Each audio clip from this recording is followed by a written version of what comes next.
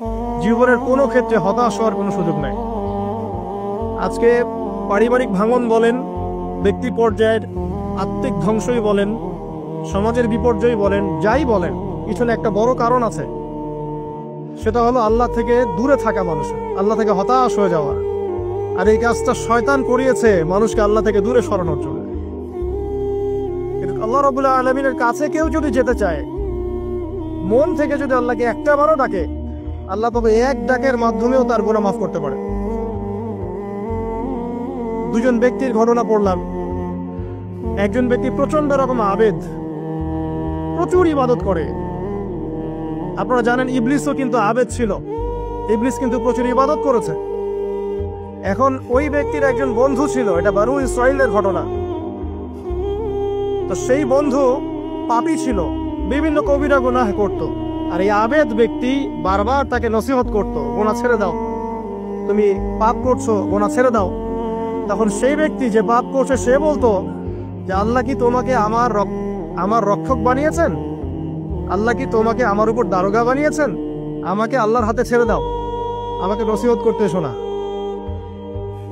একদিন এই আবেদ ব্যক্তি তার বন্ধুকে একটা জঘন্য পাপ করতে দেখলো, এমন একটা পাপ যেটা দেখে তার মনে ধারণা আসলো এটা চরম জঘন্য একটা কাজ। তখন সে মুখ ফসকে বলে ফেললো যে আল্লাহ তোকে আর মাফ করবে না, আল্লাহ তোকে জান্নাত দিবে না। আল্লাহ রাব্বুল আলামিন মালাকুল মউতকে এই দুজনের কাছে পাঠালেন, দুজনের রূহকে কবজ করা হলো। এবার আল্লাহ পাক তার সামনে তাদেরকে উপস্থাপন করে বললেন যে তোমাকে আমার রহমত সম্পর্কে কে গ্যারান্টি দিয়েছে যে আমি কাউকে রহমত করবো কি করব না? যাও, আমি তোমাকে জাহান্নামে পাঠালাম, ওই ব্যক্তি যে আমার রহমত প্রত্যাশা করেছে আমি তাকে জান্নাত দিয়ে দিলাম।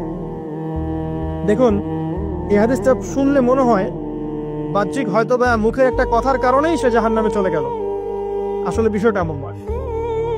বিষয়টা আমি আপনাকে বুঝাচ্ছি। বিষয়টা হচ্ছে ইবলিসের মতো। ইবলিস কিন্তু শুধু মন থেকেই বলেনি যে খলাকতানি মিন নার ওয়া খলাকতাহু মিন তিন, আমি কেন তাকে সাজদা করব আদমকে?